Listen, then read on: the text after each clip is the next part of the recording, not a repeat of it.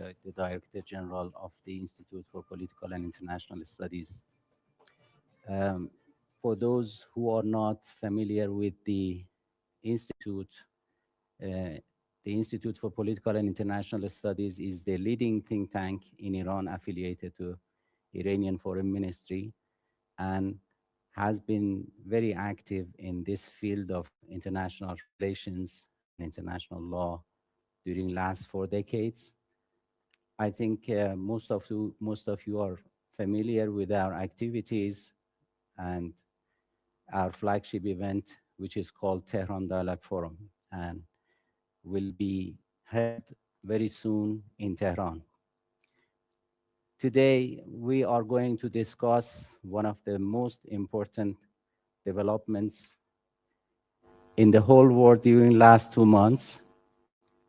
And as you are aware, the whole world has been surprisingly has been witnessing this uh, very unprovoked, unlawful aggression against Iran by the US and Israeli regime. As you know, Iran has been very actively involved in a very serious and result-oriented diplomatic process during last few months.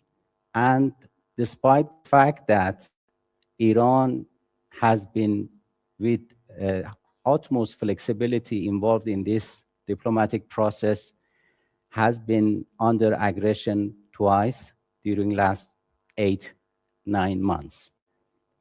This war started with a very wide range of uh, uh, aggression, war crimes, and violations of international law, including an attack on the house of the Supreme Leader of Iran, attack on civilian targets, including a primary school in Minab, as was called by Americans to break the spirit of Iranians by a double tap missile strike, which is very unfortunate. And I'm sure you are aware of what happened next. As I said, with a wide range of aggressions and war crimes by this coordinated and joint aggression against Iran. Today, we are hosting this online panel with the presence of a number of Iranian academics and very well-known professors and researchers who are here with me now. And I will go through the introduction, a brief introduction of my guests here at the IPIS. On my left, I have Professor Kazem Sajjadpour, who is a professor at the School of International Law, International Relations. Then I have Dr. Dehkhani Firuzabadi, a professor at Allame Tabatabai University. Dr. Nasser Hadian, a distinguished professor at Tehran University. Ambassador Mohammad Farazmand is a retired diplomat who has been working for several decades in the region. And last but not the least, I have here with me Dr. Saeed Khatibzadeh, Deputy Foreign Minister and President of IPIS. We will discuss so many important topics, issues here in this panel, but for your information, our three major questions will go through, first of all, on the context, I mean, regional and international context, in which this war happened and started, and the changes of this context after the war and during the war. The second major question is regarding the dynamism of this aggression, then ceasefire and peace negotiations. What happened during these the last 2 months. And the third question is about scenarios ahead, what we think will happen in the coming days and weeks and months. So these are three main questions. To start, I will talk to Dr. Sajjadpour to ask him what happened, in fact, what was behind the scene when the Americans and Israelis started this joint coordinated aggression against Iran. Bismillah ar-Rahman ar-Rahim. Let me first thank you and IPIS for having this very timely panel of discussion on very important issues of the day. In response to your question, I have a type of ABC. A, assumptions. I think the assumptions of Israelis and Americans, plus those who were behind the scenes supporting them, was based on a very fallacious, wrong assumption that Iran is weak. Iran is in its weakest position, and everything in disarray. And then we can bomb Iran and have a quick victory. So maybe you can say the second assumption beyond the Iranian weakness, which proved to be absolutely wrong. Iran is stronger today than they thought in the beginning of the war. The second assumption, I think, was a quick victory, a type of Venezuelan, let's say, model. This assumption, I think, was sold to Trump, and Trump was, of course, receptive to it, mostly by Netanyahu. As we see, it's not our reading. If you read New York Times report on April 7 by two investigative reporters of this newspaper,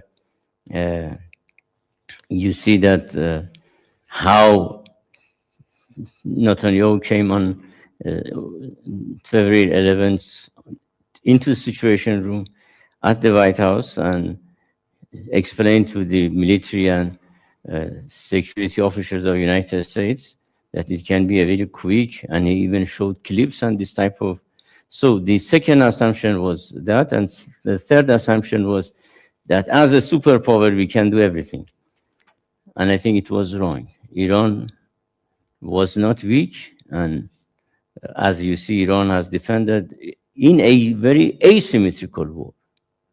It is two military power in the region and at the global stage, nuclear weapon state attacking a regional state, and so Iran has defended itself, and the assumptions proved to be wrong. I can go to detail later. But B, I think the building blocks of this, let's say, aggression, different tools in this box could be identified. First of all, that, of course, we have military capability, superiority, but I think they used everything during the last 2 months for containing Iran, defeating Iran, surrendering Iran, as they say. And I would just end in this part. I don't want to consume more time. Everything was weaponized and is still weaponized. Tweets, media, blockade, and so on and so on. Let me just go to my final point, which is C. I think they thought they can change the context, but the context, of course, was changed, but not to their benefit, especially by the last tool in their toolbox, that was, blockade of Iran. But still, you see the same assumption, that the blockade is going to yield to surrendering of Iran. So to put it tersely in response to your question, everything starts with a negative, wrong, erroneous reading of the situation, which is the cause of this whole fiasco that they have made in decision. Thank you. Dr. Dehani, what Dr. Sajjadpour tells us regarding wrong assumptions, misperceptions, most probably coming from a measured response and restraint of Iran for few years back regarding different incidents in the region regarding Iran. What do you think, besides all these incentives, what were the main objectives of Israelis and Americans? If we can distinct among their objectives, what are the common objectives? What are their distinct objectives to attack Iran? Yeah. Bismillah ar-Rahman ar-Rahim. First of all, thanks you for having me here in distinguished panels. It is my pleasure. I add a few sentences to Dr. Sajjad analysis. That's absolutely, I agree that the United States and Israelis waged aggression against Iran based on unfounded and unfalse information. I explained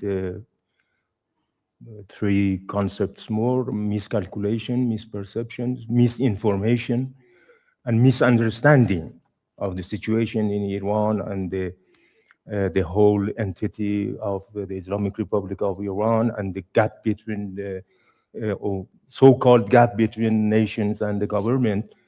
And because the sources of information for decision makers in the United States is a so-called dissident and in Iranian dissident in overseas, they committed miscalculations about the capabilities of the Iran, the national power of Iran, the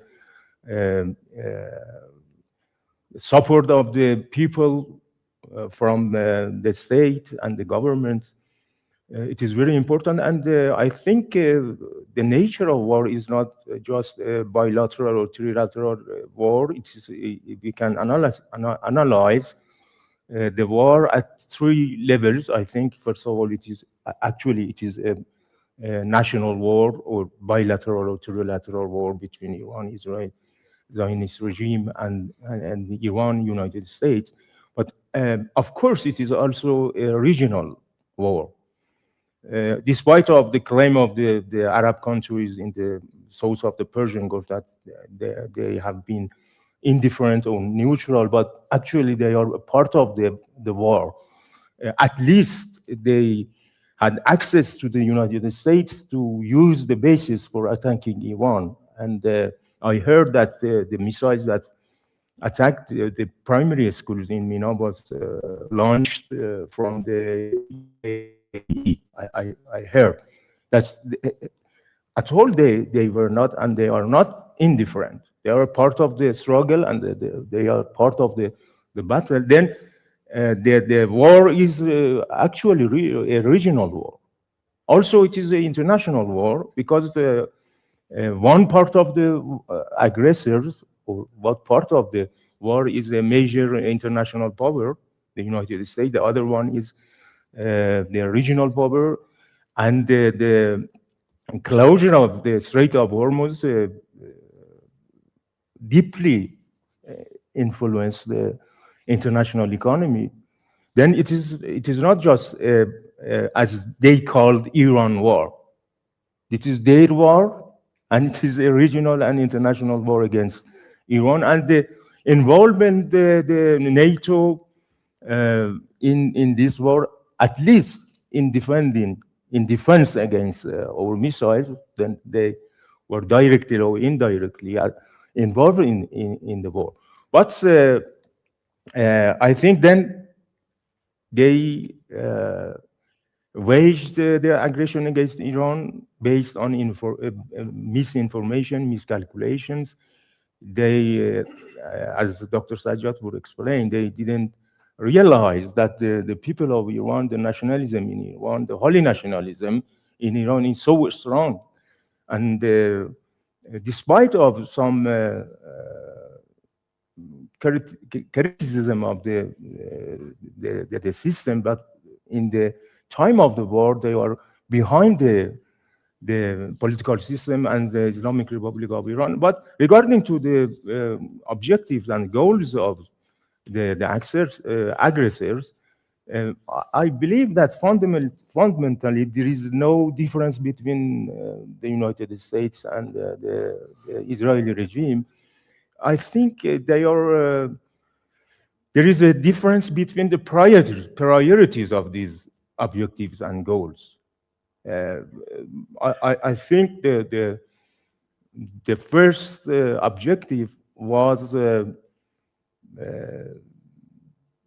I think, disintegration and dismembering of the Iran, regardless of the Islamic Republic of Iran. And in the second place was, I think, regime change.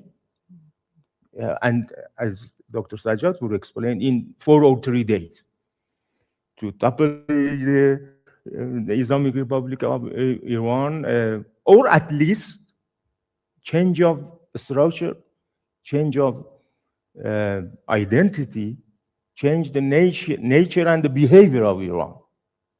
And the first objective was change of regime, then the change of the nature and identity of the Islamic Republic of Iran, at least changing the behavior of Iran. When President Trump referred to regime change in Iran, he's referring to that there is a changes in some decision makers or some behaviors of the Islamic Republic of Iran. Then I think there is this objective, or these objectives are common between the United States and the Israelis.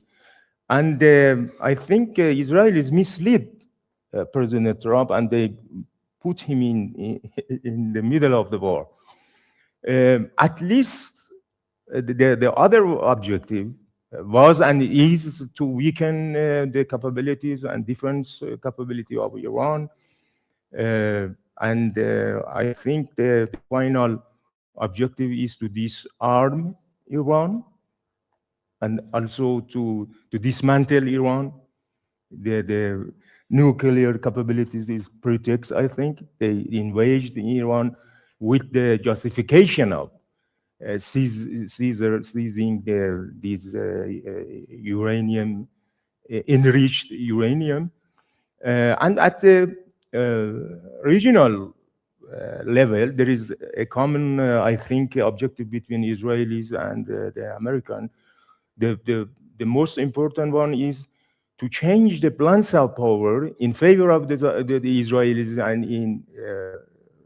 in the region, to establish and to exercise a proxy hegemony by the United States by transferring responsibility to Israel. And a regional order that it exclude Iran.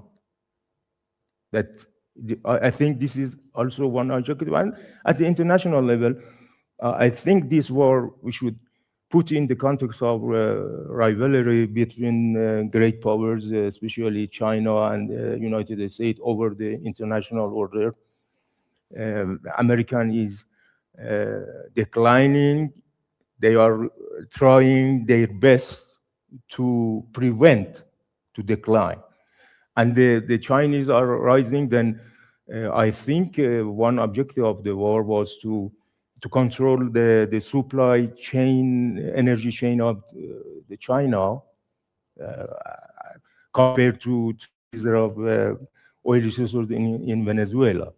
But actually, there is we cannot compare Iran with Venezuela. Then at 3 levels, there were different objectives.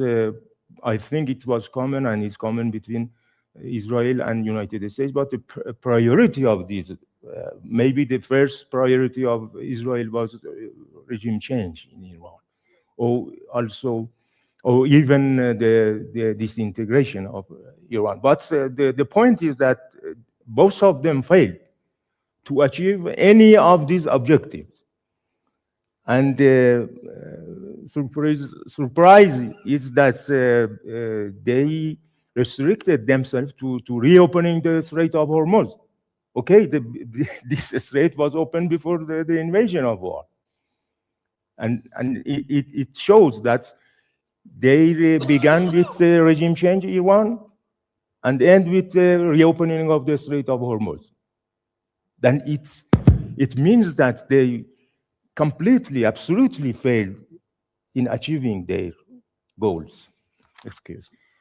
Thank you, Dr. Dehani. Talking about the strategic failure of Americans and Israelis achieving their goals, objectives, based on the fact that, based on their uh, admission, this has been a premeditated aggression against Iran. Seems that they have been working on organizing such a thing for at least the weeks before the aggression started. But what we saw during the war seemed that they have been planning a very easy win during the war. They thought, based on this misperception, that Iran is weak enough to be to need only one more push to be overthrown. But after a few days of the war, when Iran balanced back the battlefield, we were witnessing a kind of frequent changes in their objectives, fumbling, attempts to justify the logic of the war, fluctuation of objectives by both leaders, the gaps and the divides between the aggressors, and mounting pressures coming from their own societies and from the whole world.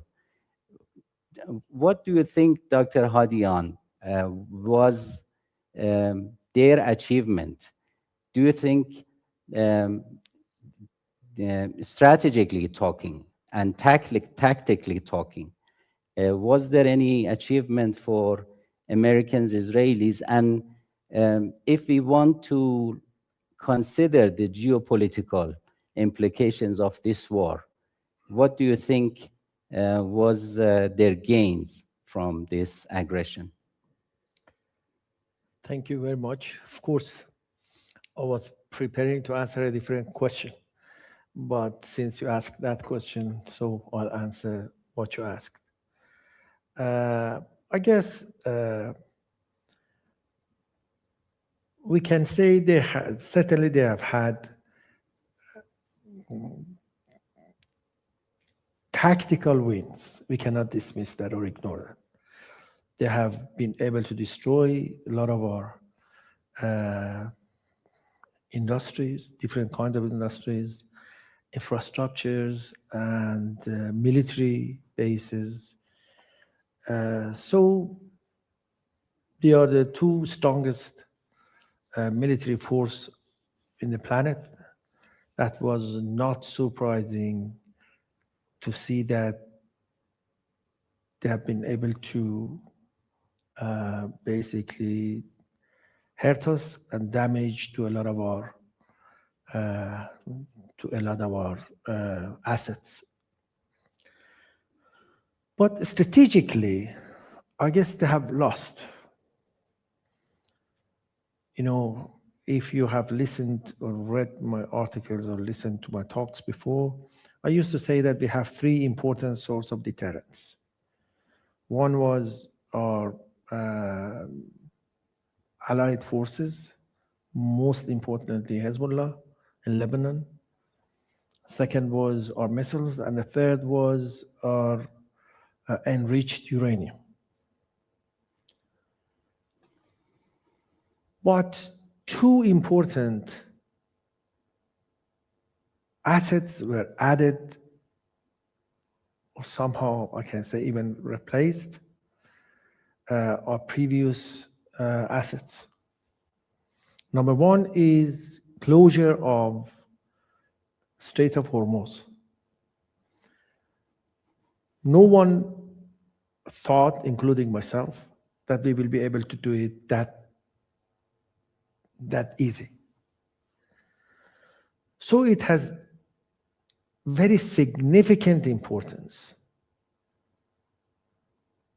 that we have been able to close it, and geopolitical implication of it is far, far greater than, for instance, its economic values that a number of my colleagues are talking about, tolls, so forth and so on.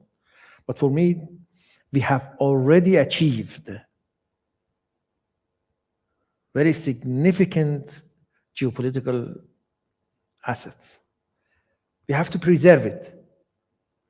We have to keep it. We have not to do things that may hurt or damage this important gain of a strategic asset. Thus, this is one of the consequences of this war. And number two is our impact on the global economy.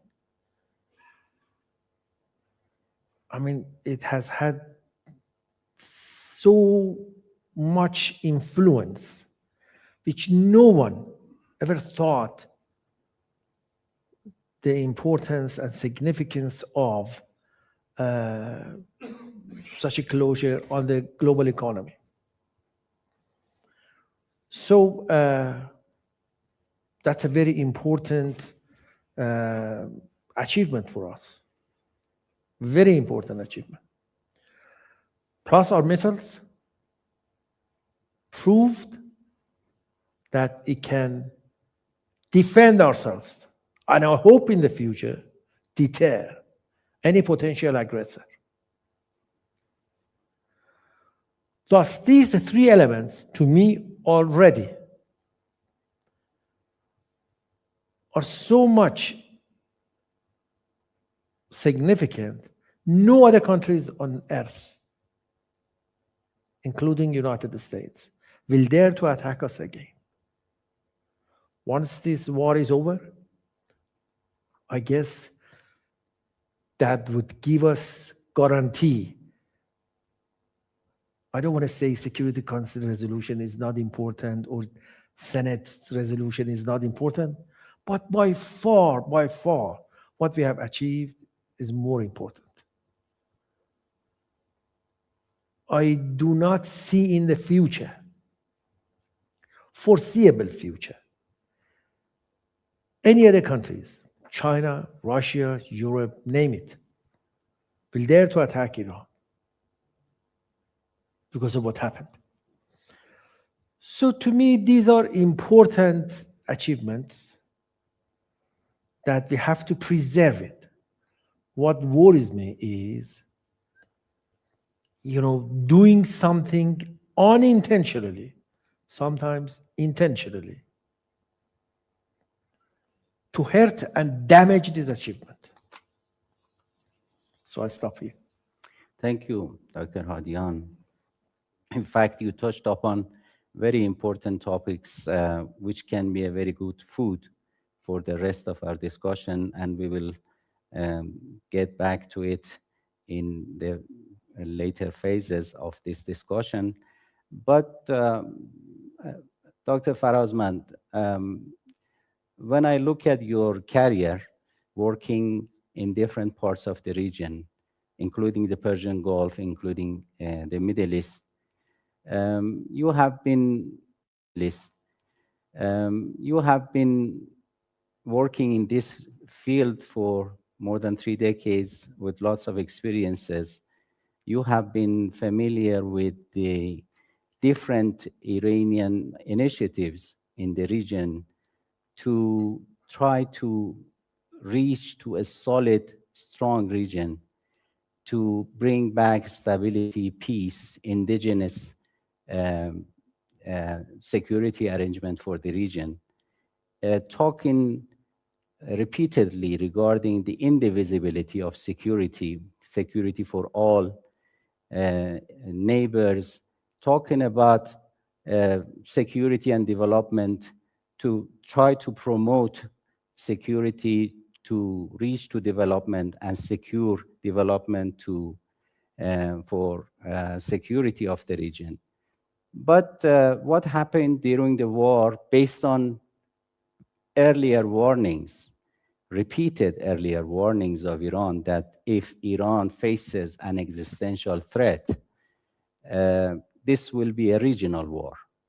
So what do you see in this, I mean, coming to Iranian perspective and also regional countries' perspective? Thank you so much, Ali Reza. I think what happened between Iran and Arab neighboring countries was inevitable.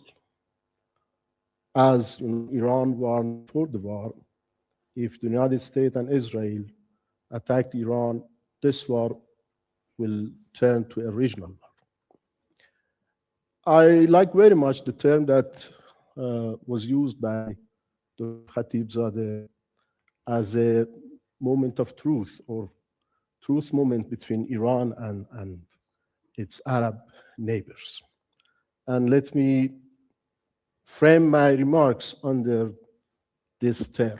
There are new realities, there are new patterns came out of the Ramadan war. One of the truths is that Iran had capacities and had cards which was not used before in last 40 or 50 years. One of the capacities was large-scale retaliation against the American bases in the region. Iran, even during the 12-day war, did not use this card, but it showed during the Ramadan war that has this capacity. Iran could control the Strait of Hormuz, but did not use this capacity before this war. And the reality is, despite of unfair and unjust sanctions against Iran, Iran had this card and did not use it. Today, it is clear for the international community that the Hormuz Strait is not just a simple passage for energy. Strait of Hormuz is a vital passage for many commodities, for oil, for gas, for helium gas, for ammoniac, for fertilizers. And the reality is that the impact of 40 days war on global economy is bigger than the 4 years war in Ukraine. The impact of this war was much bigger on global economy. How Iran can be sanctioned by international, it is not by international community, it is by United States. While Iran can sanction United States and those who sanctioned Iran. No, it is clear that Iran has this card. These are two new patterns, and I think in any reconfiguration of the situation between north and south part of the Persian Gulf should be considered. That Iran has this new, it is not new, but newly Iran used it. The other reality is about CENTCOM mission. CENTCOM was established during early 80s under the Carter strategy. It was established to contain the Soviet Union because of two developments, two political developments in the region. One was Islamic Republic of Iran revolution, and the other one was Soviet invasion of Afghanistan. And because of these two developments, Carter established CENTCOM. But gradually, Iran became the first mission of CENTCOM. The reality is that CENTCOM is in the region. The headquarters of CENTCOM is in the region, and military bases of CENTCOM are in the region. At least 12 American bases under CENTCOM are in the region. One in Bahrain, one in Qatar, two in Oman, two in UAE, two in Kuwait, one in Oman, and some in other countries. And the other reality is that all aggressions by the United States against Iran, starting from intercepting of Iranian missiles during the first and second Wadi Sadiq, and also in 12 Days War and in Ramazan War. The aggression against Iran was commanding from CENTCOM, and CENTCOM was responsible for any aggression against Iran during the past, 50 years.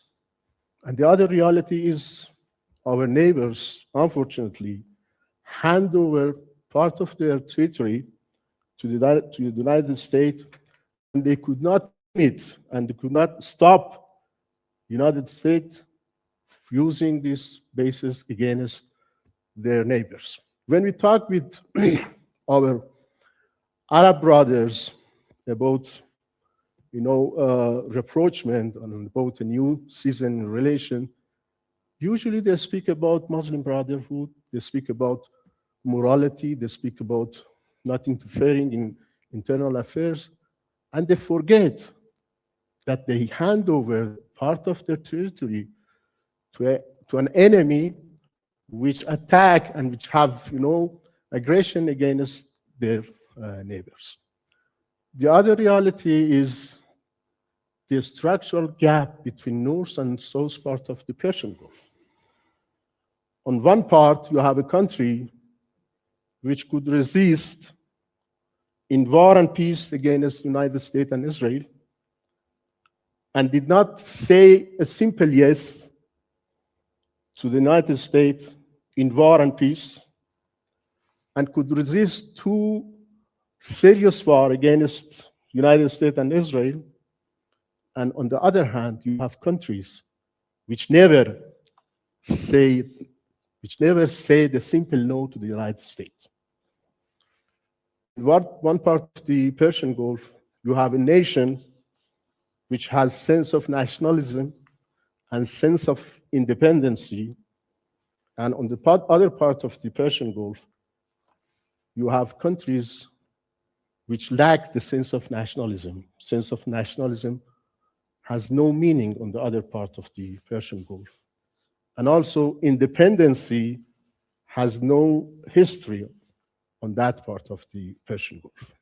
I think any reconfiguration of relation and regional security arrangement should be based on these new patterns and new realities. And I end with another remark. Iran showed that it can attack in large, scale the American bases on the neighboring countries, and at the same time gain the Arab opinion.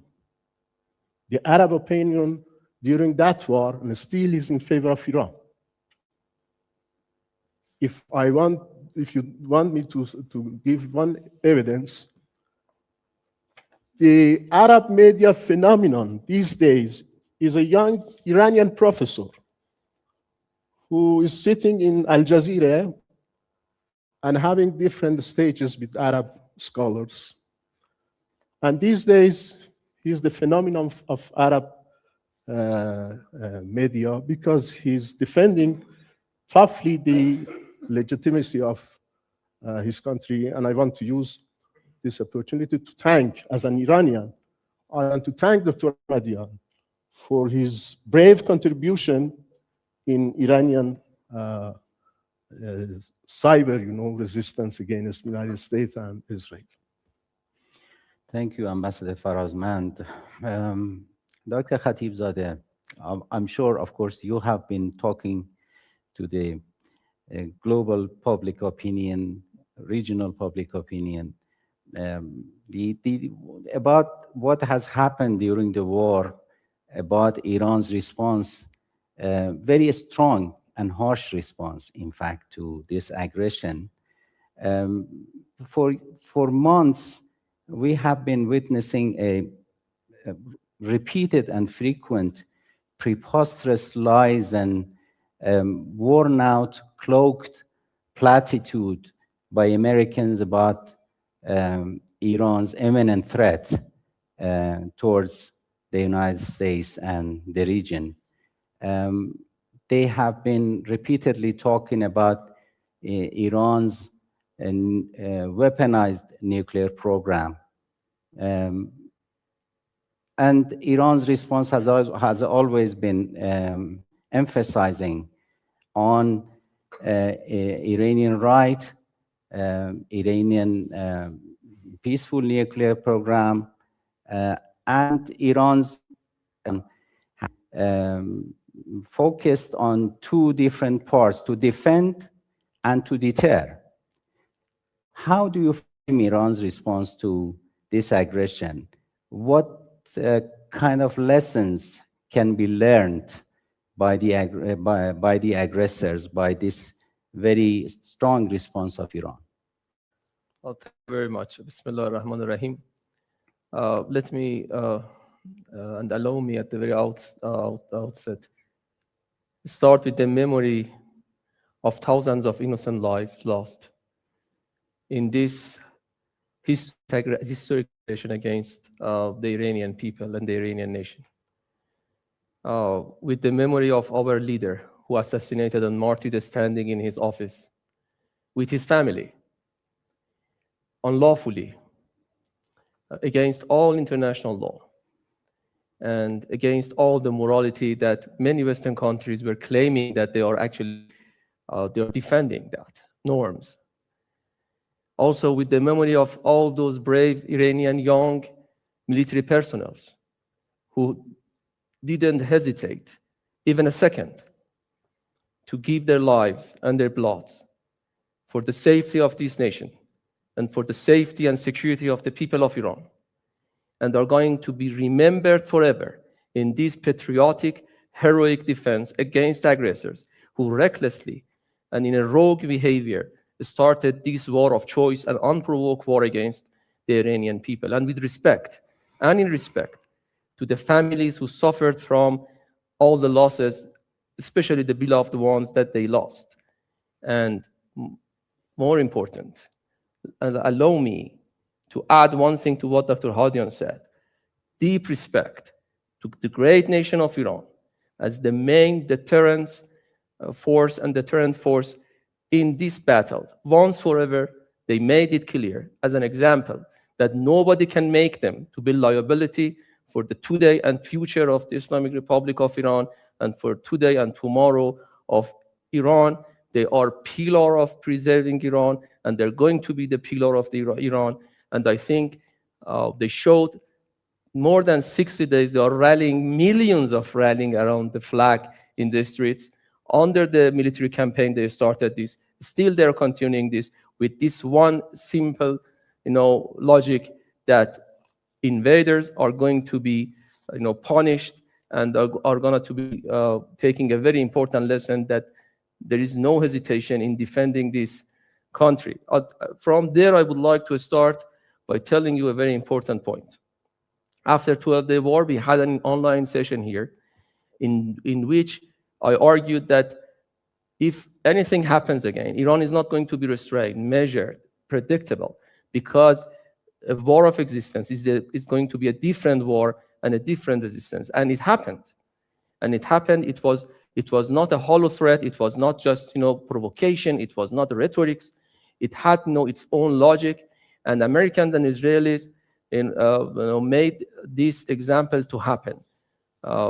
Iran decided once forever to put an end to this hostility that Americans started many decades ago by not forgiving Iranian out of that 1979 Islamic Revolution, by which they expelled out of Iran. They couldn't digest the change inside Iran. They couldn't accept reality on the ground. They continued this behavior to punish the Iranian nation because of that revolution. And this war was a moment that we decided to put an end once forever in this unlawful pressure that they are putting on Iran. And they have never been shy to say that they're suffocating Iran, to make the people of Iran to revolt against the government, revolt against the state. They started this war, as Dr. Sajjatur said, based on wrong assumptions. misleading arguments that Iran is on the verge of collapse. The military of Iran is not capable of responding to their atrocities. The resilience of Iranian society has come to an end. People of Iran are going to make revolution against its own government, quote unquote, and many more misarguments. Out of this war, now everybody understands, out of this laboratory, which was very expensive laboratory for everyone, including for those who started and launched this war, that not only Iranian nation was not actually up to do anything against its own country, now it is more united. The people of Iran are very much united, and officials and authorities are very much well connected with each other, and also deeply connected to the people of Iran more than ever. You couldn't imagine such a unity inside Iran, before this aggression starts. On different levels, you can just follow that. If you ask this question from American administration, you would get different answers based on different audience. Why you started this war? You remember they started by arguing that they are doing these atrocities and this war because Iran was posing an imminent threat, nuclear threat, to the international community. Flat lies. They knew that. They know that. They use it as a cover-up just to justify or misjustify their action.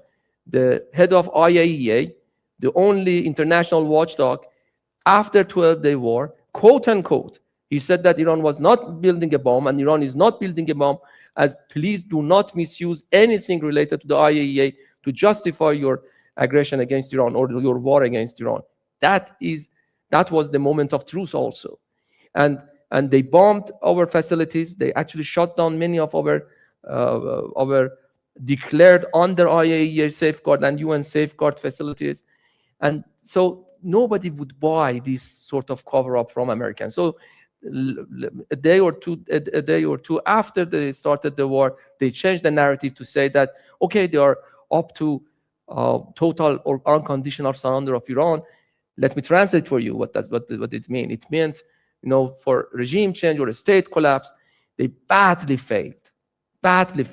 First of all, decades they started a campaign to delegitimize, demonize Iran by using the jargon such as regime. What regime means? Regime means a dictator such as Saddam Hussein, Gaddafi, or others, and a bunch of cults who are running a country without institutions in place, and also constitutions being intact. The moment that they assassinated the head of a state with this misleading argument and this wrong assumption, was the moment that everybody noticed that they are facing a full state in place, institutions in place. They assassinated head of a state, off-duty commanders, many of Iranian officials, and they thought that similar to what happened to Iraq, to Gaddafi and others, the state would be collapsed, or what they call it, regime was collapsing. It didn't happen because this is a country rooted in the millennia, and it is the oldest living civilization on earth. I can continue on and on, but I would like to stop here and let you to continue with other panelists. And then if you get back, I would like also to talk about a few things that were raised here, and I would like to touch upon that. I would like just to say one thing. If you allow me, I would like to reflect on what Dr. Hadian said about tactical wins. I'm not challenging anything, but I would like to say that if killing is winning, if destroying is winning, if you just targeting civilians is winning, then you can just define a winning for them. For me, this is atrocities. These are brutality that they have done indiscriminately against people. 168 innocent kids in the first minutes of this aggression was murdered intentionally in double top strikes against Minab school, which we are going to forever remember their memory. Thank you very much. I think we had a very rich first round discussion, which brings me to the second round, talking, I think, a little bit more about the geopolitical implications and consequences of this aggression in different levels, globally, regionally, and in internal level inside Iran. No doubt, it is it goes without saying that this is an entrenched pattern of deliberate, systematic violation of international law. Any accepted rules and norms during last 8 decades, and it is very unfortunate that this breach and flagrant violation is being supported by those very founders and protectors of so-called rules-based international law. There is no rules, there is no norms. I think this is among those consequences and implications of this war. This can be my common question to all distinguished panelists, to talk about the geopolitical implications. And I can start here with Dr. Sajjadpour. I think this can be very important for our audience around the world to be familiar with an Iranian perspective on that. Very good. I think Yeah, we please. started by analysis, but we have also emotions. And I'm happy that Dr. Khatibzadeh brought the issue of these heroic sacrifices of Iranian people. Let me also pay my high respect to all those who were martyred, and I was in section 42 of Beshtezaro Cemetery on Thursday, which is, I think, a microcosm of Iranian people's sacrifice in this imposed war. You will see there the cemeteries of 2-year-old daughter.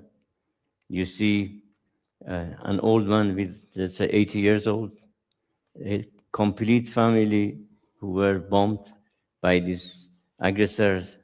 And I want also to recognize your brother, which was on a voluntary base as a sportsman, participated in defense of our country, and also our former foreign minister, Dr. Kharrazi, and his wife, which really were our mentors. And I think this is a microcosm of Iran. So I would start your question on 3 levels, borrowing Professor Deghani's level of analysis. On the national level, the consequences are so great, including geopolitics. I think Iran discovered, maybe, its strategic, let's say, geostrategic capacity, which can be transformed to actual power. And when we talk about geopolitics, we also include the human side. It's not just the land, the human dimension. And let me bring to your attention and the audience that, look, we were alone. We had a 12 days war, but we defended, and Iranian missiles could really be a deterrent factor, maybe more. They could reestablish Iranian deterrence in a much stronger position. But who made this technological military capabilities? Did we borrow? Did we pay the companies of the other countries to work for us? No, we produce thousands of engineers a year, all by domestic universities. And I think this is not just unique to the engineering industry of Iran and engineering part. In the other parts, Iranians discovered their own capability, capacity. Look what they did with our industrial infrastructures and other parts. But even the attack of a railroad, few strategic points of a railroad system were attacked by these aggressors, but it didn't take more than a few days that we could repair. I think the discovery of this capacity is so significant for Iran.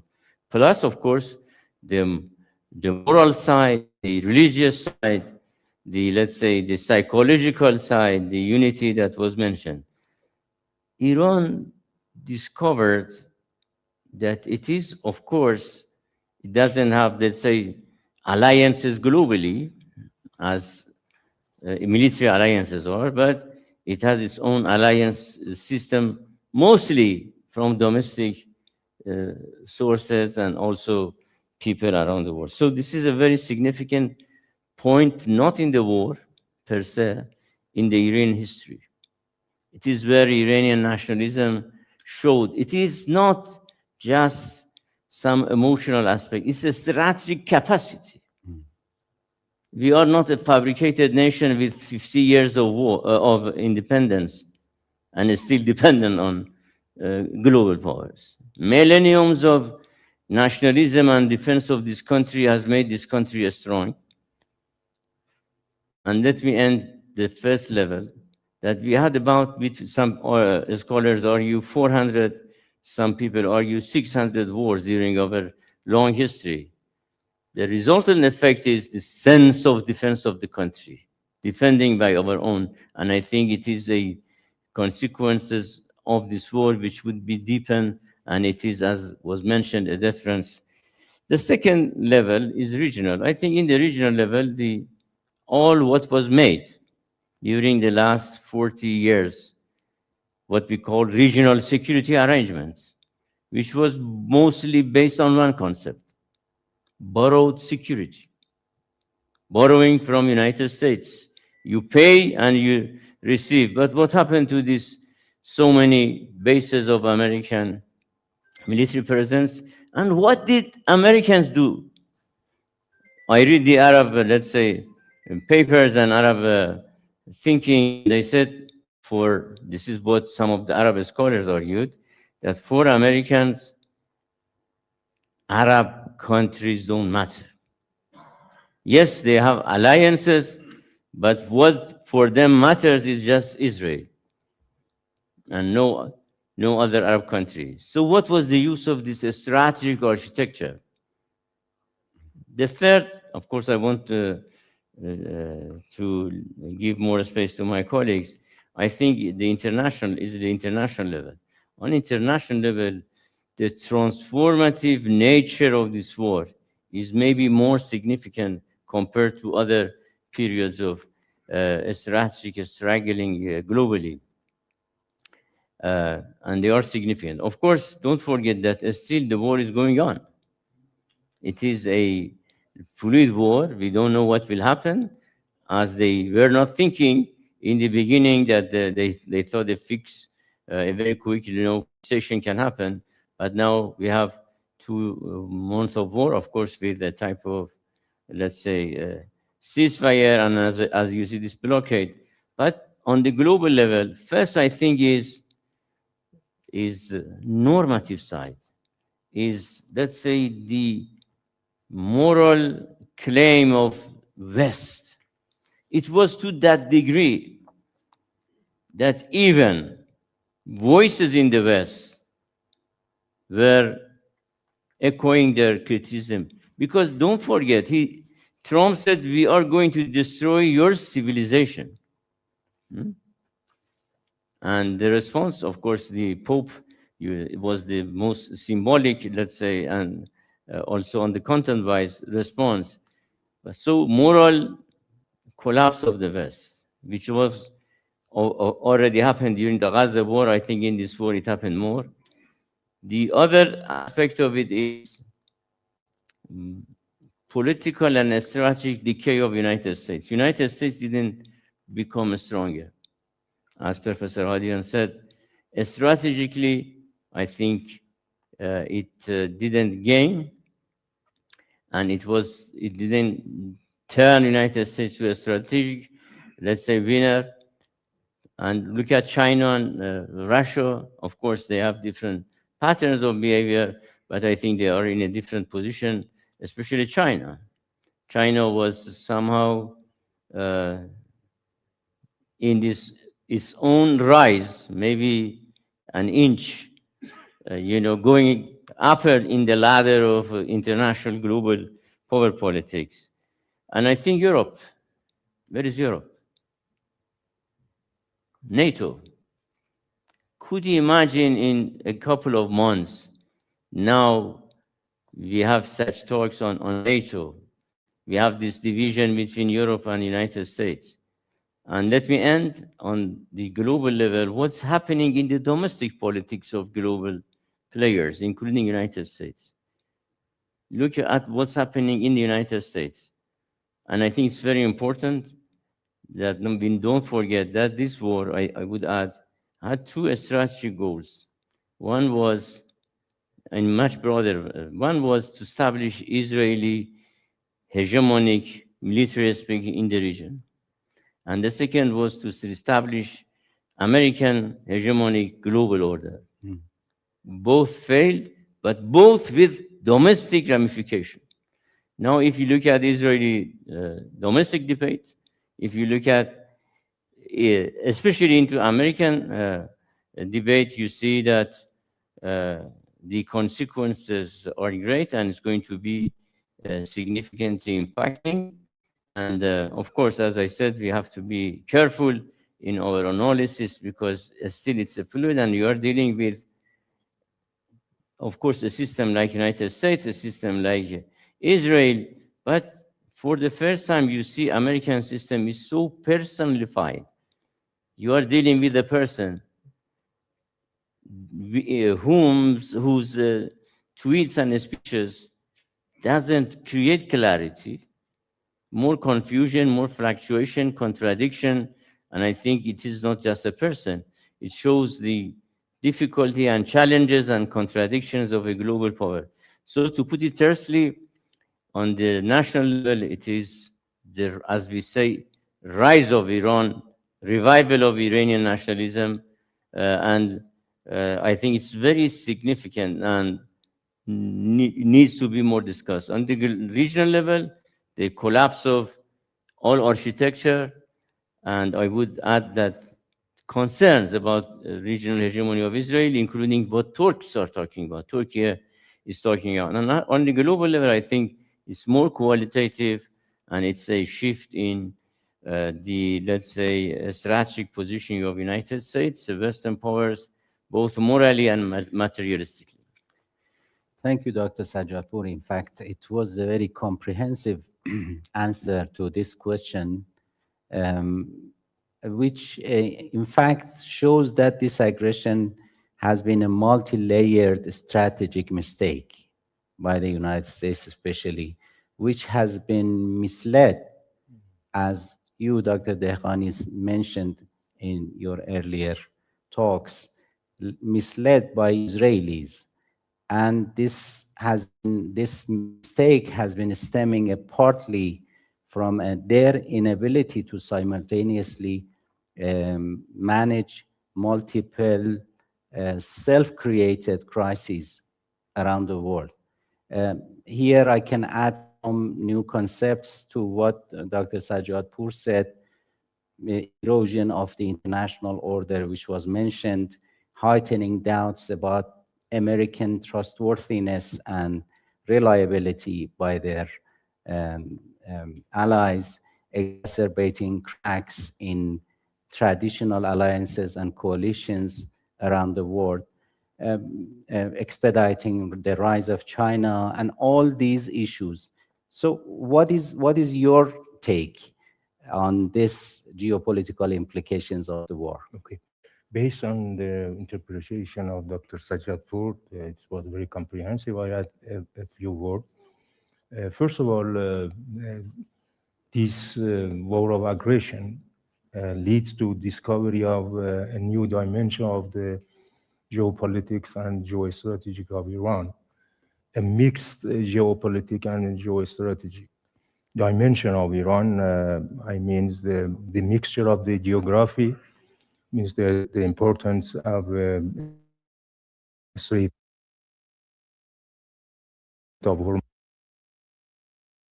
Hormuz, the Islamic culture of Iran. But even we did not realize this importance of the strategic culture of the Iran as a world nation. And the third one is the resistance of Iranian people, the resilience, the national resilience of Iranian, the mixture of three elements. I think it is the most important national dimension of geopolitical implications of the war. It is very important, I think. At the regional level, I think this war realized that the current arrangements and the previous arrangement, security arrangement doesn't work well. But even it doesn't work at all. Because the American bases in Arab countries was designed to prevent and to detain the attack from outside towards the Arab countries. But in Arab opinions, this is the very important questions. If either the United States is defending us, or we are defending the United States and its proxy, the Israel. Why the wealth and the health of the Arabs should be sacrificed for defending the interests of Israel? And I think fundamentally we'll change the arrangements in the region and the pressure of the people. And actually, there have been two approaches to regional arrangements and security order. I define the regional order as dominant patterns of conflict resolutions and crisis management. Okay, this war showed that the current arrangement doesn't work well. The new arrangement, I think, will establish on the basis of the indigenous arrangements, not exogenous. And we could not deal with the national security as a commodity. We cannot outsource national security to other international actors, especially the Americans. We don't forget that the United States president, what he said to the Kuwait Amir. Then you do not talk about national security of your country. Then it is very important that the dominant patterns of the conflict resolution would be changed based on the kind of regional order that is participatory, coordinated, cooperative. Actually, I don't talk about the collective security, should be realist, that it doesn't work, I think. But based on the balance of power, a new balance of power would be formed, and Iran is one of the most important pillar of these arrangements. And I think the strategic weight of the Israel will decline, even in the strategy of the United States, because the American realize that they cannot rely on the Israel to defend American interests in the region.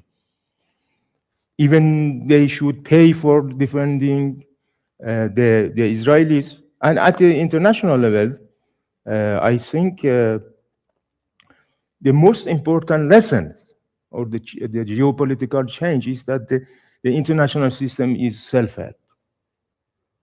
Everybody should and could defend himself against the aggressors. International organization, international regimes, of course, they are effective, but they cannot deter the aggressions. They can defend the national interests of the member states. You should defend yourself, your national security and national interest. And I think the world as a whole realized the weight and strengths of Iran at the international level, that Iran is at least a very strong regional power. You cannot manage the issues in the region without the role of the Iranian.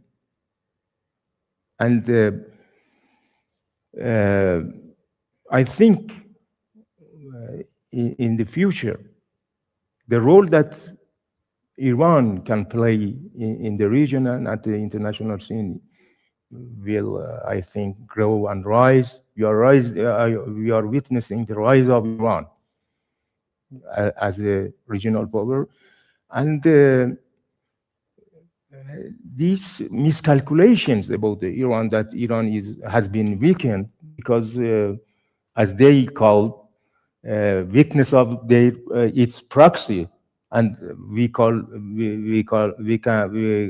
don't call proxy, we call them ally. But okay, regional allies of Iran are important, no doubt about it. But Iran by itself is a very strong player in the region and at the international scene. Thank you, Dr. Hadian, because this is a very important factor to realize what is happening and what is going to happen. I want to be a little bit more focused on the domestic politics of the United States and their allies, especially in Europe, considering the fact that now America First slogan has been interpreted very clearly and evidently as Israel first, and American public opinion and now think and object to this reality that they are paying the price for Israel.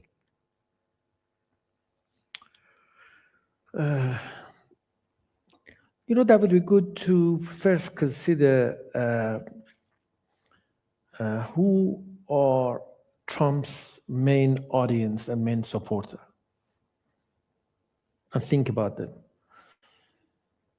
They are called MAGA, Make America Great Again supporters. You think that in the 21st century America, people might vote to someone like Trump, who did not have any experience in politics, who have never ran for any office or elected for an office, and voted for him comparing to Hillary Clinton or later to Kamala Harris. I had two theoretical discussions, which let me not talk about them. One is putting it basically in framework of a conductive, which is a concept which Emanuel Wallerstein used it in his word system theory. And the other one is, which is to a large extent my own, and that's, he constructed a past which never was, but is still very pleasant for the MAGA people. That past had elements of sort of a racism, sexism, and very much against immigration, foreigners basically. So there have been others who have presented not dissimilar views, but they didn't seem to be very authentic. For the first time, to me, these people, these supporters, thought he's an authentic individual regarding those phenomena which I mentioned: racism, rape, sexism, so forth and so on. So that's why they voted for him, to bring back a past which never existed.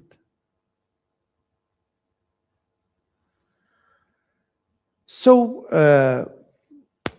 we are dealing then with an audience which is not very informed about international politics, about basically in politics, who has a very naive and simplified view of the domestic or international politics.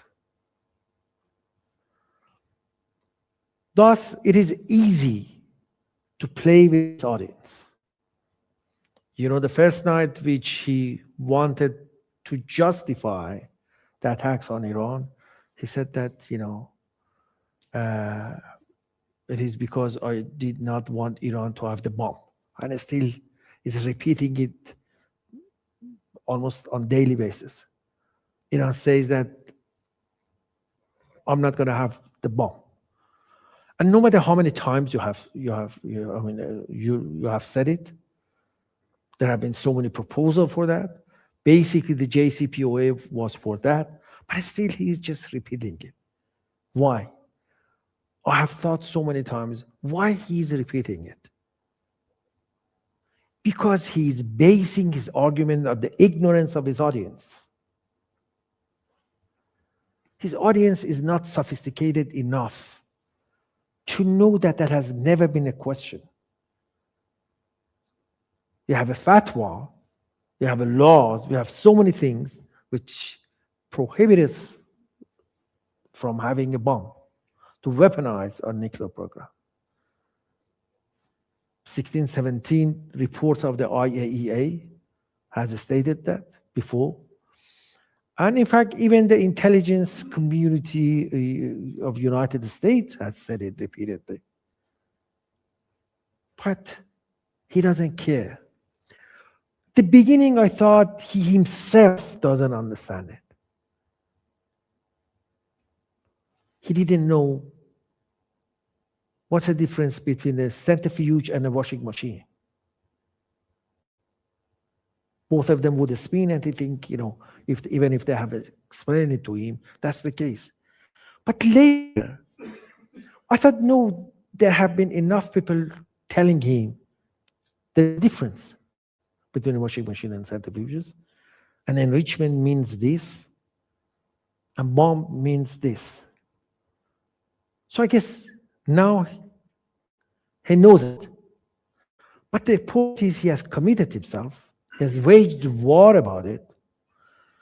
So now, in order to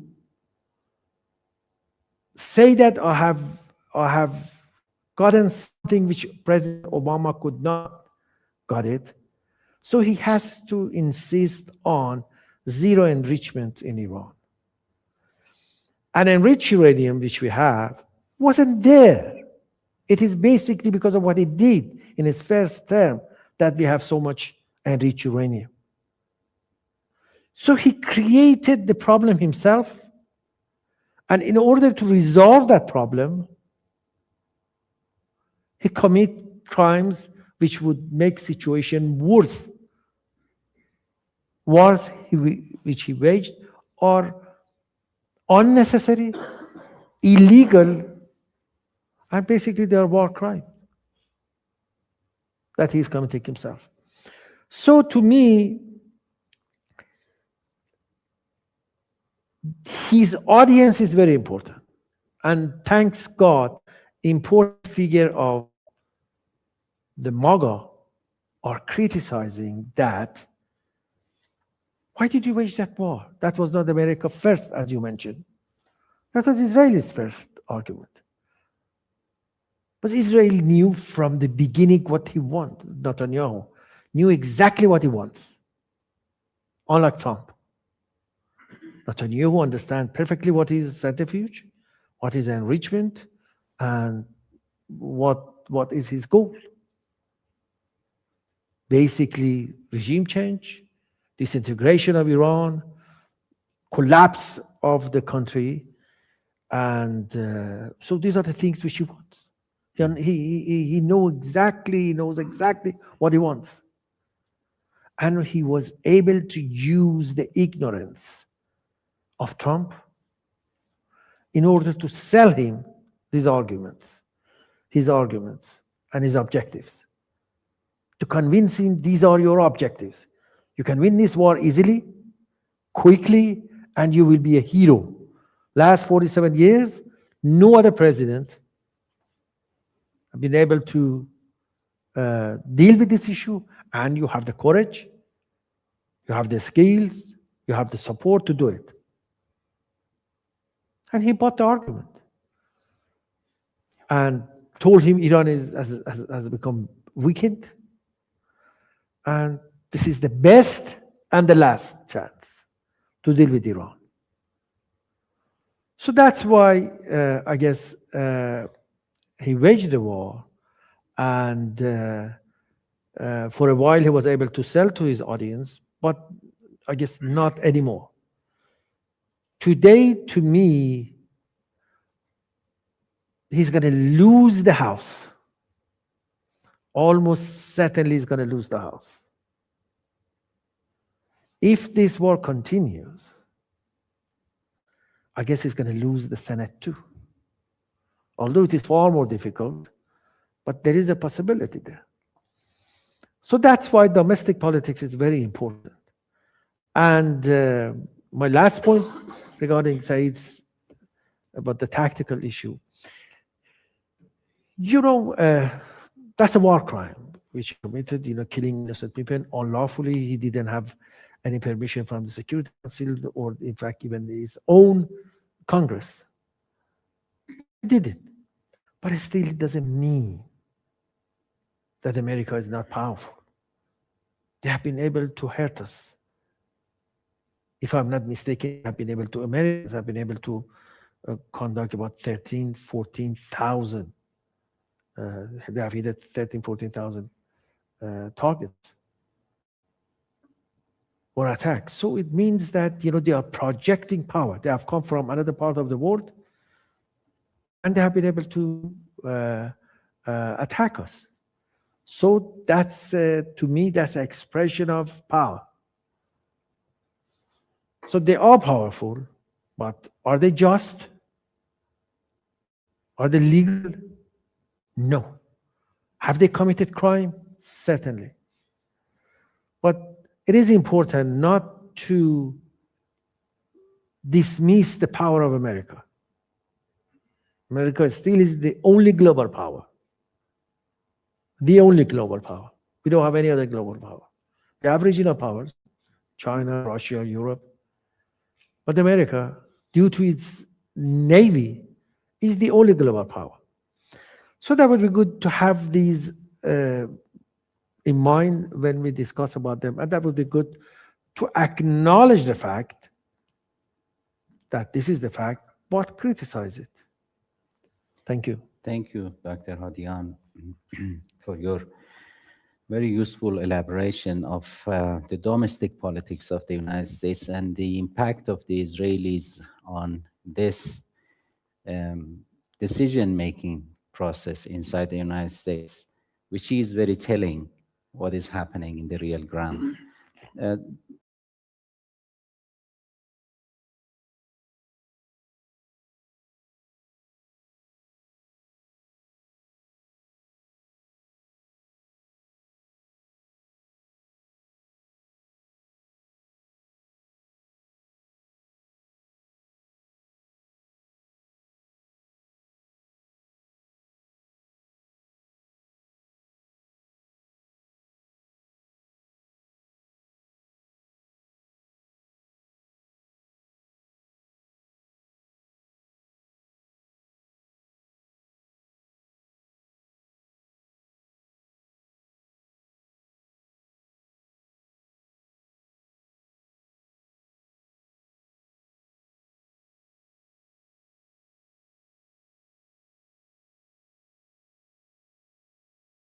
Like myself, it's reflection of confusion and ambiguity of the mind itself. Thank you. And the reflection of his megalomania of his mindset. Ambassador Farazmand, about the implications and consequences of the war. Most probably, I think most of us believe that one very hot area of this war has been the region, Persian Gulf and the Middle East. What are the consequences of this war on this region? I mean, the wider region, or not only Persian Gulf, but the Middle East? And what will a future security arrangement in the region look like? Today, there's a summit in Saudi Arabia. For the first time after the war, the leaders of GCC are gathering in Saudi Arabia, and I think they're trying to unify their position about the situation in the region. But I'm doubtful about unification of position between these countries, because during the war there was at least 3 different approaches. There was at least 3 different approaches by these countries regarding the war. Qatar and Oman were opposing before the war, during the war, and after the war, the use of military option. And they wanted to be supportive to a peaceful solution, and they were engaged in mediation between Iran and the United States.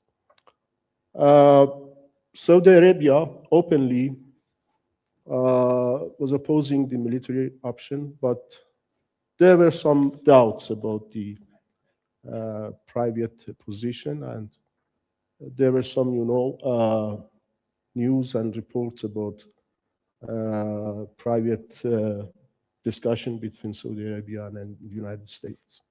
But openly, they were opposing the war, and they say that we are against military option. UAE and Bahrain had overlap position with Israel. They were supporting, military option against Iran, and especially after the war, during the war, they were with the idea of defeating Iran in military option. Now they are gathering in Saudi Arabia, and they try to unify their positions. Anyhow, I think the future between Iran and GCC country will be a different, future. We have a new mandate for negotiation with GCC countries. I don't believe that collective security arrangement is possible in short term, because there is no collective security arrangement between themselves. Even the alliance with the United States is not in a collective, form. Each individual country has its,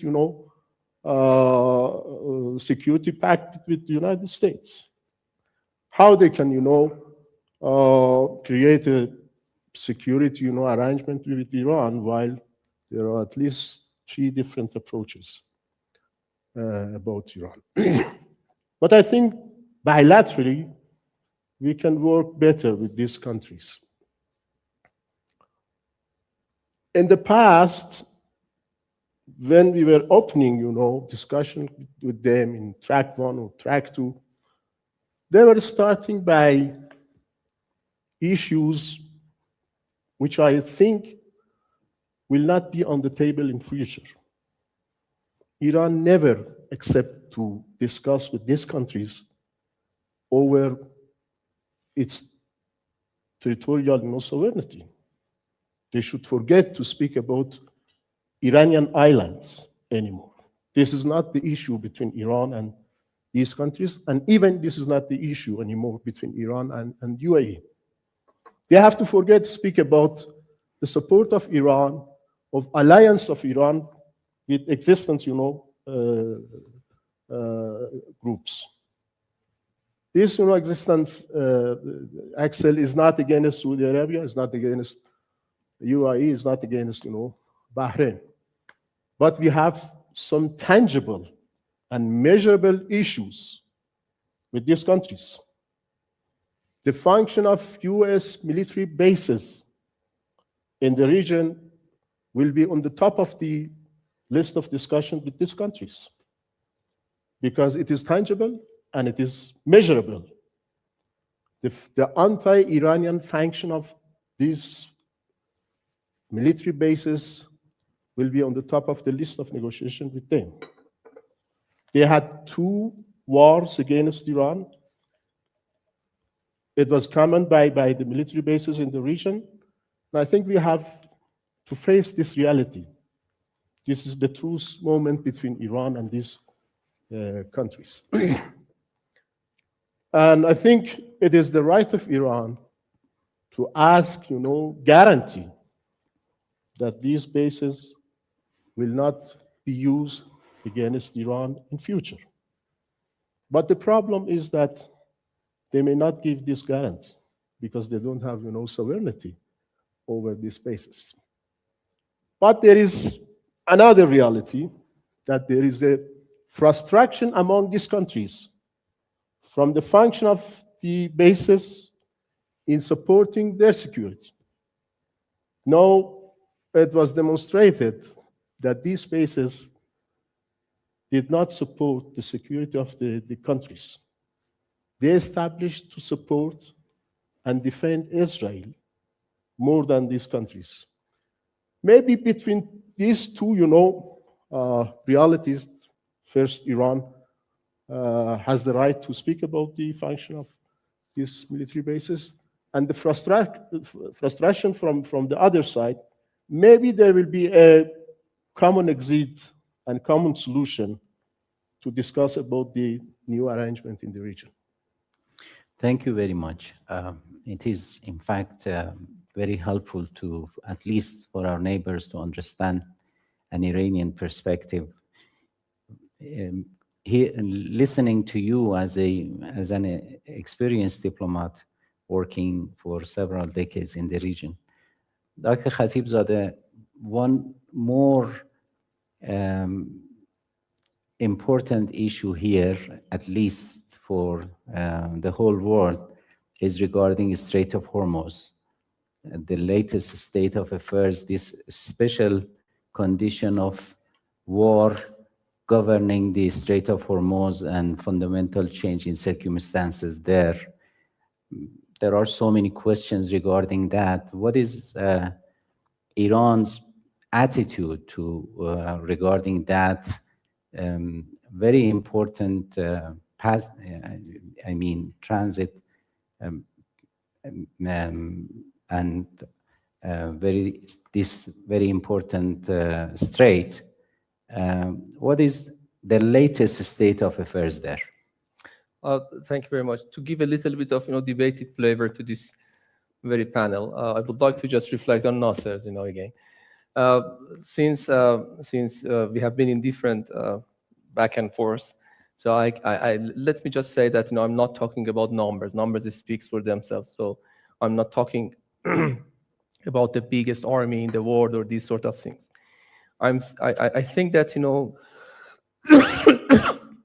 more than power projection, the defining element to see if a country is enough powerful to achieve its goal, to see if the goals that have been defined could have been achieved through power projection or not. So the main question is that if United States, by killing innocent people indiscriminately, destroying civilian and civil infrastructures, by targeting residential areas, even by assassinating head of state and off-duty commanders and top officials, have been able to achieve anything of its defined goals. And this is the moment that everybody can judge on that. But let's leave it there, and I will get back to your very important question. What is the current state of affairs and the Strait of Hormuz? I think it is hard to say that the war is ended. Until the war is not ended, in all fronts, I think that the peace cannot be guaranteed. And because of that, I think Iran cannot risk to compromise on its national security. Iran is going to continue to remain on high alert and on defensive posture on different fronts, and this is the fact, until we can achieve a sort of comprehensive understanding that we are going to have end to this war on all fronts, which means a sort of a stable situation afterward. It is also very hard to trust the other side's intention. First, bearing in mind and given the past histories, and I'm not talking about years ago, I'm talking about few months ago, 2 rounds of negotiations and betrayal to diplomacy happened just recently. Actually, we were in negotiation. The negotiation table was glued up by Americans when everybody was promising that we are going to achieve, and we are just inches away from reaching to an agreement. So this is very hard for Iranians and for Iranian decision makers to trust the other side. And this is not the issue. The issue of trust, of course, is not the issue for negotiation and tackling the differences, but at least a minimum of understanding about other side's good intention is needed to start the process. Nevertheless, I think that Iran has decided to test if the other side is ready to put an end to this hostility and to end the war. We doubt, and we are very much skeptical because of the past history and because of what almost all panelists said here. Israel firsters are those who are making decisions, or actually shaping decisions in the United States. Netanyahu is very much opposing because he believes that it is once a century opportunity for him that by American taxpayers' money and American soldiers' blood, he can win a battle of hegemony that he believes that he can, win in this region. Of course, let aside if the hegemony is possible in this region or not, but obviously he's going to practice that. And he's so happy, he's glad that once at least one of the president in the United States said about his, misarguments and naive arguments, but very much in line with what he thinks that it is good for the regime in Tel Aviv. But anyway, because of all these issues, the state of affairs right now is very much under big question mark regarding if we can move on to the end of the war in a meaningful way. But Iran has put forward everything needed for that in Islamabad and after that. And we think that the logic that Iran used and still is using is very much correlating with the realities on the ground. We had 2 rounds of negotiations on nuclear issues. We made a great concession. The IAEA Director General, Mr. Grossi, also confirmed that. Mr. Powell, Secretary of National Security Council of UK, said that. Those who were attending in the meeting, including Foreign Minister Boussaidi, said that significant progress actually made in Geneva. Nevertheless, Americans started this aggression. So Iran says that 2 rounds of intensive talks on nuclear issues, we couldn't achieve anything because of maximalist demands and because of some delusions that American side, they do have, that they can make Iran an exception from international law. And this is why that Iran said that this time, let's focus on the imminent threat, which is going to touch everybody and is going to affect everybody. And this imminent threat is resumption of war. It's going to affect everybody. And this is why that we think that we have to focus on ending this war on all fronts and addressing the root cause of this. And we are going to address that. What we suggested in Islamabad and afterward still is in the line with that. And we are not going to risk for anything related to Iran's national sovereignty and territorial integrity or national security of Iran. We think that it is meaningful. We can focus on, first of all, evading from this deadlock of nuclear issues, which there is a canyon of different opinion about that. We have to rely on international law and IAEA framework for that. And of course, we need more time and nuance and more complicated or maybe comprehensive settlement of disputes over that, and focus on the imminent issue of ending the war, which is very much important. The Strait of Hormuz is also very much related to that. Let me start with one important thing. I'm seeing still very much cognitive inaccuracies in United States, if not distortion. Wrong assumptions in the United States still continue. And misarguments such as that continuation of blockade of the Strait of Hormuz is going to change the strategic calculus of Iran. And they are betting on that. They are gambling on that. Still, they don't understand. I would like to be crystal clear on that. We are on defense. We don't have any goal or any strategy, rather to defeat the aggressor, meaning that we are going to prevent them to achieve any of their goals inside Iran for today of Iran and tomorrow of Iran.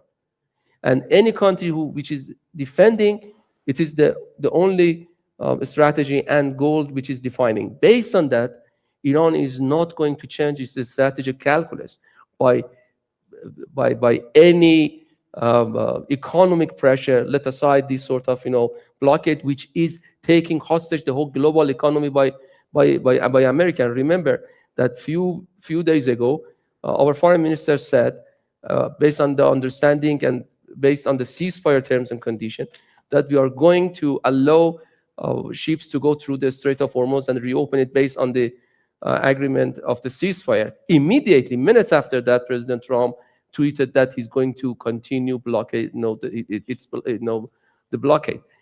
And it shows that they have a misargument that this may change the strategic calculus of Iran from resistance to unconditional surrender. Wrong. Iran is going to continue defense. Nobody in Iran is going to change the strategic calculus to go from full resistance to the last bullet and last soldier to unconditional surrender, and it is very important. What is going to change the strategic calculus of all sides is being ready to respectfully and on an equal footing to end the war. And I think this, very much correlating with what we are just suggesting on the table. Thank you very much. Here I want to pinpoint some very important phrases and concepts you raised here regarding exception and exceptionalism, in which we are witnessing for years, as Israel has always been considered as an exception to the international law, international relations. Based on that, based on the unconditional support coming from the United States and some of their allies, Israelis have been addicted to aggression, has been addicted to heinous crimes around the world. But as you mentioned, and this is very important to repeat here, that Iran does not and cannot be an exception to the international law. And this is, I think, very important for the whole world to understand Iranian attitude to the current war and the current negotiations. For our audience, for them to know, we wanted and we tried to have an interactive panel here, but unfortunately, because of some technical problems, we could not provide the facilities for that. But we have received some recorded video messages from some of our audience, and here, if it's ready, we want to have one of them, which has been sent by Mr. Andrei Dostal, a member of European Parliament. I think it would help to enrich our discussion to have a voice from our colleagues in Europe. Please. Ladies and gentlemen, warm greetings from the European Parliament in Strasbourg. I am Andrej Dostal, member of the European Parliament from the Czech Republic, and it is my honor and pleasure to address your conference. With sadness, we have seen the United States and Israel started a war against Iran. On the first day of the war, they murdered Iran's supreme leader, Ayatollah Ali Khamenei, and massacred more than 160 children in Minab. I was among the first members of parliament who sent letters of condolences to the Iranian ambassador in Brussels. The law and facts are clear. This was an illegal and unprovoked act of aggression. It took place while Iran was negotiating in good faith, and it's unacceptable that the United States continues to use peace talks as a prelude to surprise missile strikes. And one of the claimed pretexts changed of the regime is illegal per se, being in clear contradiction with the United Nations Charter principle of sovereign equality of all states. Threat or use of force against the territorial integrity or political independence of a state is as unacceptable in case of Iran as in cases of Venezuela or Cuba. When I hear the President of the United States exclaim that a civilization will die tonight or that he will bomb Iran to the Stone Age, I recount similar threats from a German dictator 90 years ago against my country, Czechoslovakia. These threats were the prelude to the worst war of the 20th century, and we should defend the principles of the United Nations established by people of the world after the abyss of the Second World War, so it is never again repeated. Unfortunately, so far, the response of the European Union and of our Parliament has been weak and shameful. The European Union failed to uphold international law and the United Nations Charter. The European Union so far failed to denounce the perpetrators of war crimes and revoke the association agreement with Netanyahu's Israel. The leadership of European Parliament even denied access to its premises to Iranian diplomats while still accepting contacts with Americans and Israelis. But, as a Czech poem says, only he is worthy of freedom who values the freedom of all. Serving the interests of American hegemony does not do Europe any good. One of the three major world economies, Europe, USA, and China, European Union now fares the worst. And of these three, the economic impact of this war will economically harm Europe the most. The American and Israeli war, disrupting essential trade and flow of resources, directly harms European interests, and we should expend all diplomatic leverage against them to abandon the aggression hand in hand with other peaceful states of the world. But we don't. And our loyal adherence to American hegemony got us so far only tariff threats, a very unequal trade deal, and threats against Greenland. Iranian ambassador, with whom I had honor to speak, shared with me a wisdom. You can wake a man who is sleeping, but you cannot wake someone who is pretending to be asleep. There will be many of us in Europe who will adhere to the might is right, preach Western hegemony, and denounce international law out of inertia, out of blindness, or due to financial interests. But the political resistance is growing, led by countries like Spain of Prime Minister Pedro Sanchez. Many people in the West came to regret the war in Iraq 2 decades ago. We will soon come to regret this war with Iran as well, which is, in the words of Talleyrand, not just a crime, but a blunder. Israel, too, has lost the support of the great majority of Europeans and Americans who have not forgotten the genocide of the Palestinians. The tides are turning. Let me speak about hope in the midst of fear and destruction. The hope for a better world, once again governed by the principles of United Nations Charter, where defense against aggression is supported and foreign interference in domestic matters is denounced. A world where all peaceful nations can trade and prosper, where politicians at conferences may talk less about wars and more about Eurasian trade routes, about comparative advantages, about technology transfers, about common investments, about cooperation in science, culture, health, or education. I wish success to your conference about scenarios ahead. I sincerely hope that the scenario which will actually happen will be the scenario of cooperation, prosperity, stability, and lasting peace.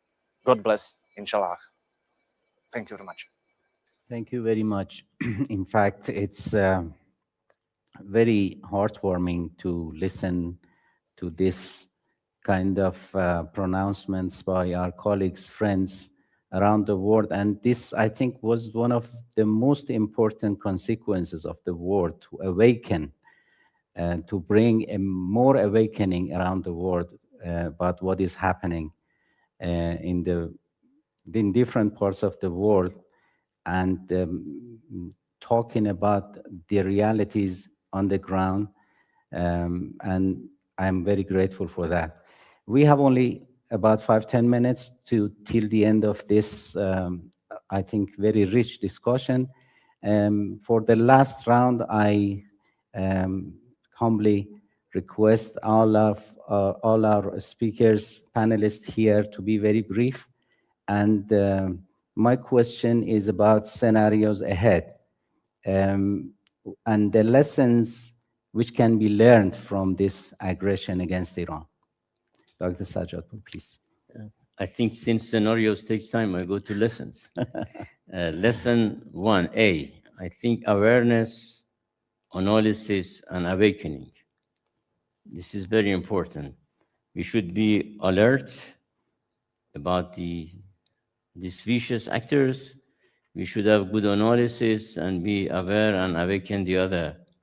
And B, build your defense. This war showed that we should take any single and parcel elements of our country more seriously and defend. And of course, build a regional defense, which is mostly, let's say, done by the region, not by the others. And my C is contextual dynamism should be taken seriously. That means the context is dynamism, is dynamic. Let me end by referring to what we said about American assumptions. I think assumptions in the United States, in Israel, is a mechanical assumption that we do this, then collapse. We blockade Persian Gulf, then Iran would surrender. Here, human life, Iran, the region is a dynamic, let's say, process, is a dynamic situation. So take this contextual dynamism more seriously, and don't forget that Iran is not an object to play with. Iran is an actor with all its capability and capacity. Thank you so much. Thank you, Dr. Dehqani. And I also refer to lessons, but the lessons from war for Americans and Arabs, not So for. you teach them. Yes, I want to teach.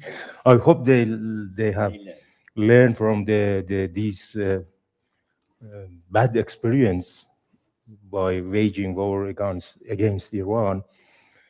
First, I think if the American decision makers and the decision takers, especially the US president, prefer and want to live in peaceful existence or competitive existence with Iran, definitely should differentiate between agreement, deeds, whatever he called, with capitulation and surrender.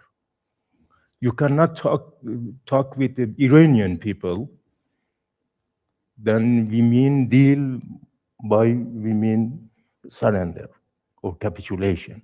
Forget about it. Then I think once again he is in a strategic miscalculations, not the Iran. And the second one, I think the Americans, I have said again and again, should recognize the existence of the Islamic Republic of Iran and respect, to recognize and respect the identity of the Islamic Republic of Iran, and most important, the national interest of Iran.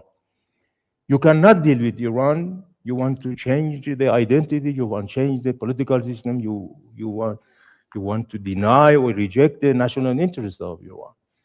And for our neighbor Arabs in south of Persian Gulf, I think the most important lessons is that the security in the region is interconnected. You cannot separate Iran security from the other country's security. That security is as a whole. And you cannot rely on the foreigners to supply or to ensure security for the region. and we are neighbor. The Dutch came and went. The Portuguese came to the region and went. The Great Britain did the same things, but we are living here for thousands of years, and we should live for thousands of years. Then the basic or the principal policy of Iran is neighborhood policy and the good neighborliness cooperation with our neighbors. Thanks. Thank you. Dr. Hadian, please. I wish to say that when I said President Trump audience, I meant supporter. That's what I meant, that his supporters are not all of his supporters, basically. Number two is there is a difference between war and defense. You know, war by far is the most important issue in international theory and the world politics. And human beings have been involved in articulating different theories and providing different causes and reasons for why war happens, why it continues, how it stops, so forth and so on. I wish to warn my own fellow Iranians. So far, we have been defending ourselves. And America waged a war. Personally, I don't believe even in the war of necessity. No war is necessity. So these just war theories, which express that, okay, if there is an imminent threat, so there is a justification for waging a war. In fact, even I don't buy that argument as well. There are other ways of containing that threat. Thus, no war is legitimate and is just. Only defense is just. So far, we have been defending ourselves. But when the opportunity arises that we stop the aggressors, we have to embrace it. What we did in Iran-Iraq war, to me, up to a certain point, was legitimate. It was a defense. But after a while, it was not. I wish we do not repeat the same thing here. We don't go for defeating the enemy or basically give him a lesson. Once we successfully defended ourselves, we have to stop there. And last point, regarding related to the same point, is a consensus. Thanks God, there is a consensus here in Iran. There is a very tiny minority who may disagree with the consensus. Dr. Ghalibaf and Foreign Minister Araghchi and the others represent that consensus. They should be supported, and they have to know that absolute majority of the population and the elites of society would support them. They have to have the courage, the wisdom to deal with the issue and to make the necessary deal that they seem be appropriate one. So they have the backing of all the major power centers of the country. Head of the branches of the government, the supreme leader, the parties, the reformists, the principalists. There is only one teeny minority which do not have that much power in Iran. So I wish them well, and I hope that they get this opportunity. I wanted to say something about the region, which I leave it to you. Thank you. Thank you, Ambassador Farazman. I think this tough resistance by Iranian people had many lessons for different parties. For Europe, it was the first time during the second term of Trump, Europe could say no to the United States. If there was not tough resistance by Iranian people and Iranian military forces, I think the Europe would go with the United States and would stand with Trump. But they understood that this is not in their favor to stand with Trump. For the region, I think they realized finally that the Americans are not here to defend them. They are here to support and defend Israel. And I think this is a very important lesson for the regional countries. And for Trump himself, I think Iran could show him that he is not anymore the king of the world. Thank you. Dr. Khatibzadeh, please. Thank you very much.